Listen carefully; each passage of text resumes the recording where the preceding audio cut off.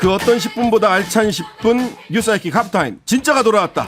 오윤혜 씨 나오셨습니다. 안녕하세요. 네, 여러분 안녕하세요. 반갑습니다. 아, PD님이 너무 반겨주셔가지고 정말 깜짝 놀랐네요. 이선영님 우리 하이킥 요정 돌아오셨네. 김민정님, 오윤혜님 너무너무 보고 싶었어요. 이제 괜찮으신 거죠? 그러니까요. 제 인생에 건강 이슈가 없었는데 본의 아니게 자꾸 이런 이슈들을 실기해서 너무 죄송하고 대신에 미모에 또 우리 김묘선 기자님께서 전문가답게 네네. 너무 잘해주셔가지고 언제든 자리를 비워도 안심이 된다. 이런 생각이 안 들었습니다. 된다라는 댓글이 올라올 것으로 보이고요. Your Side님, 네. 윤혜 누나 파란색으로 찍혀서 도망간 줄. 크크크크. 아유, 저는 도망가진 않습니다. 그렇죠.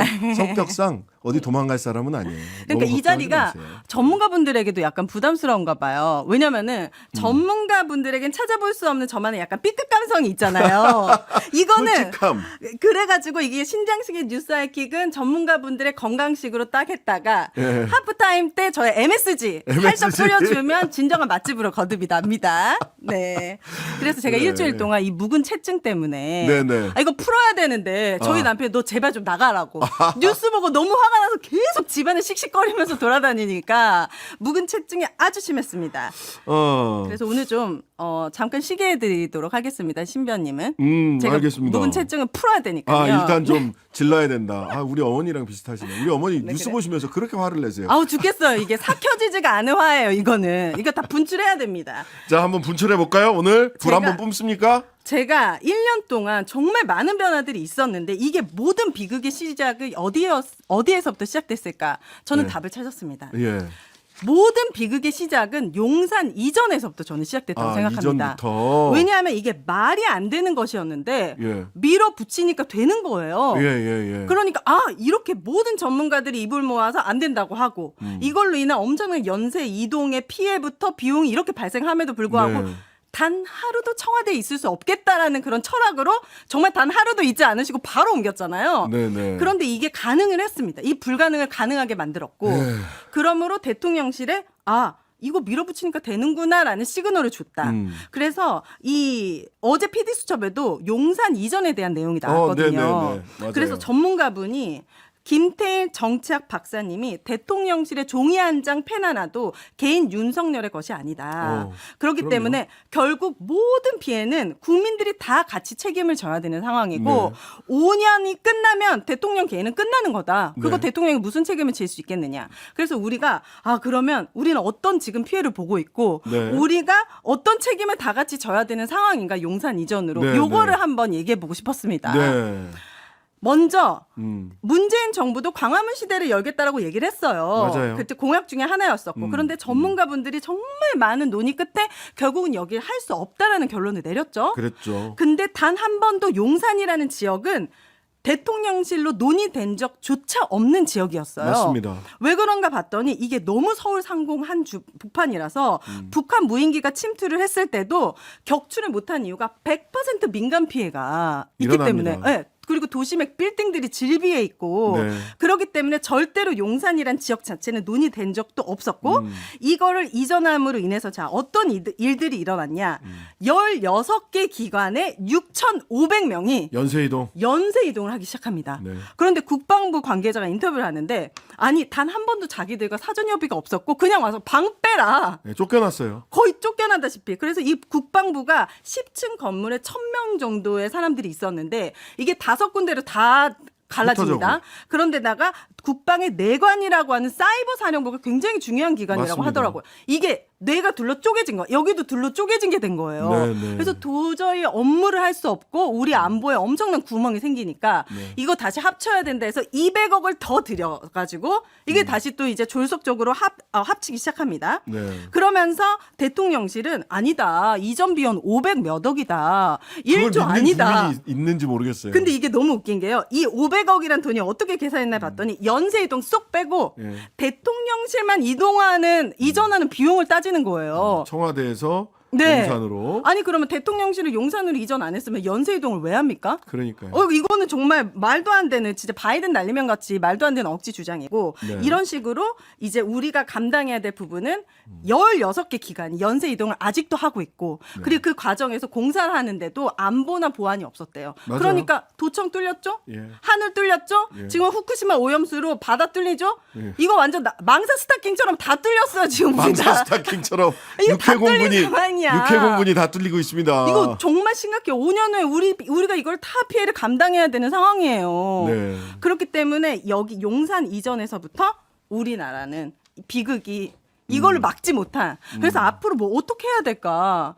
저는 이제 생각했을 때 야당 의원들이 요즘에 바빠요. 네. 봤더니 내년 총선 때문에 네. 아주 각 지역에서 열심히 일하느라 바빠요. 네. 그런데 지금 본인들 총선 밥그릇 챙길 때가 아니다. 음. 간호법 이거 거부권 행사했잖아요. 양곡 네. 관리 거부권 계속 반사합니다. 대통령실에. 그렇죠. 예. 그러면 그거 계속 받아주면은 대통령실은 아니다 싶은 건 계속 거부권을 할 거예요. 네. 그럼 그런 모습을 국민들이 봤을 때 어떤 생각이 들겠습니까?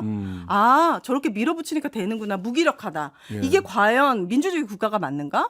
그러니까는 야당 의원들은 지금 거기 총선 밥그릇 생각할 때가 아니라 후쿠시마 오염수 그리고 계속 말도 안 되는 거부권을 행사했을 때 투쟁하고 단식하고 머리- 탁발하고 모여가지고 진짜 온몸을 막아서라도 예전 국회는 막 싸우고 막 끌어내리고 막 바지 벗겨지고 난리도 아니었잖아요. 네. 진짜 대통령실에 안 된다는 아닌 거는 안 된다는 것에 대한 시그널을 줘야 돼요. 뭐라도 하나 이렇게 하면 안 되는구나라는 시그널을 줘야 된다. 이거 진짜 온몸으로 투쟁해서 막아야 됩니다. 그런 시그널이 너무 없다. 그냥 그러려니 어쩔 수 없지. 내년 총선에서 보자. 다음 대선에서 보자. 이것만 갖고는 안 된다. 지금 국민들은 먹고 사는 문제가 아니라 죽고 사는 문제에 당면에 있어요. 네. 그렇기 때문에 그 국회의원들은 국민의 입장을 대변하는 사람들 아닙니까? 맞습니다. 그런데 뭔가 뭐 이슈들이 많이 있겠지만 김남국 코인도 TF 만들어줬으면 그 팀에서 하게 하고 다른 민생은 진짜 투쟁의 마음으로 덤벼야 된다. 안 그러면 내년 총선에 분명히 국민들이 심판할 것이다. 네. 저는 이렇게 생각합니다. 아이고 이걸 어떻게 일주일 동안 참느라고 고생 많으셨습니다. 네. 정말 너무 힘들었고 네. 진짜 처음부터 안 되는 것에 대해서는 정확하게 안 된다는 시그널을 이제부터라도 줘야 된다. 네. 굉장히 중요한 부분인 것 같아요. 그냥 밀어붙이면 다 된다가 아니라 국민들이 반대하는 일은 할 수 없다라고 하는 시그널을 대통령과 권력 가진 네. 사람들한테 분명히 주는 게 필요하겠다. 네, 페이스북에 논평만 낼 게 아니고요. 직접 가가지고 투쟁하라고 제발 좀. 그런 논평은 다 언론에서 하잖아요. 네, 그래서 이제 흔히 그렇게 논평만 내고 마는 게 네. 큰 전략 없이 데일리 멘트당, 네. 하루하루 멘트로 먹고 사는 당 이런 비판을 하기도 하거든요. 그런 거 분명히 없어져야 된다. 국민들의 편에서 싸울 땐 싸우고 네, 그런 모습이 너무 없어요 지금. 일하면서 싸우고 싸우면서 일하는 예비군 정신. 입법부 3법 분립 국가 맞죠? 그거. 예. 자 그리고 오늘 서울 한복판에서 과연 2023년도에 일어날 법한 일인가라는 네. 뉴스를 봤습니다. 자 응급실을 돌던 군자에 있는 5살 아이가 응급실을 뺑뺑이 돌다가 결국에는 서울 한복판에서 응급실을 찾지 못하고, 그러니까 거기 가서 입원은 불가하고 그냥 치료만 해주겠다라고 했는데 결국 입원을 하지 못하고 이 5살 아이가 그러니까 생을 달리했습니다. 그래서 지금 소아과의 상태가 얼마나 심각한지 우리가 이게 서울에서의 문제거든요. 네. 어디 시골에서의 문제가 아니에요. 네. 그런데 이게 열이 40도까지 나고 기침을 하면서 뭔가 이제 반응이 너무너무 안 좋았는데 5군데나 이렇게 뺑뺑이를 돌았다. 그러면 지금 소아과의 입원실이라든지 전문의의 상황이 굉장히 열악하다는 거예요. 네. 지금 전문의 과정에 제일 많이 가는 제가 아는 바로는 제가 몇 년 전 통계를 봤는데 네. 제일 많이 가는 과는 성형외과하고 피부과예요. 그죠. 예, 소아과 그다음에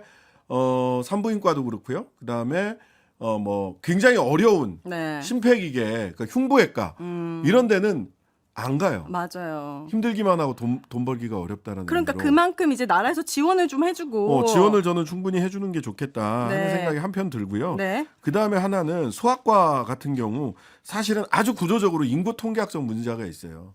출산율이 0.78인 상태에서 소아과로 지원하는 의사가 몇 명이나 되겠습니까? 앞으로 더 줄어들겠죠. 지금도 네. 없는데. 지금 0.78인가 제 기억으로는 가장 최근에 본 게 네. 그 합계 출산율이 0.78이에요. 네. 이래가지고 소아과 쪽에서 어떻게 그 의사들이 네네. 그러면 계속 악순환이 되는 거죠. 그쵸. 아니 애 낳아서 키우기가 너무 힘들어. 그러니까 애를 안 낳아. 소아과가 줄어들어. 아, 애 낳아서 키우기가 더 힘들어졌네? 그러니까요. 또 안 낳아. 이렇게 거를- 가는 거예요. 근데 이런 거를 해결하라고 복지부가 있는 거 아닙니까? 그렇습니다. 소아과의 수가를 높여주든지 아니면은 그들에 대한 처우를 개선을 해주든지 해야지 그렇죠. 당연히 의사 입장에서도 그걸 여는 거죠. 예, 국민들 입장에서는 그런 거예요. 근데 이제 의사들이 가끔 그런 얘기 합니다. 나라가 내가 의사 되는데 도와준 게 뭐가 있냐. 그 비싼 등록금에 그 네. 쪽잠 자면서 그 말도 저는 일리가 네. 있다고 봐요. 네. 그러면 영국이나 프랑스에서 영국은 전부 다 공무원이잖아요, 의사들이. 네. 공무원 대우를 받거든요. 그래요? 나라에서 다 돈 대서 키워서 대신 만들어주는군요. 나라를 위해서 그럼 정말 힘들어. 의사가 되고 싶은 사람이 되겠네요. 그러니까요. 생명을 살리고. 예. 자, 이런 거는 좀 근본적으로 이거를 의료를 전적으로 시장에 개인에게만 맡겨두는 것이 적절한가에 대해서 저는 우리 사회가 근본적 질문을 던지지 않으면 네. 출산율 어렵습니다. 높아집니다. 자, 알겠습니다, 여러분. 아, 오늘 오랜만에 제가 돌아왔습니다. 오늘 방송의 한 줄 평 최엔제루님 역시 올리네. 아유, 역시 신장식. 예, 네. 오늘의 하프타임은 취소. 여기까지. 감사합니다, 여러분. 감사합니다. 하루 종일 기다려지는 진짜 시사. 평일 저녁 6시 5분 신장식의 뉴스 하이킥.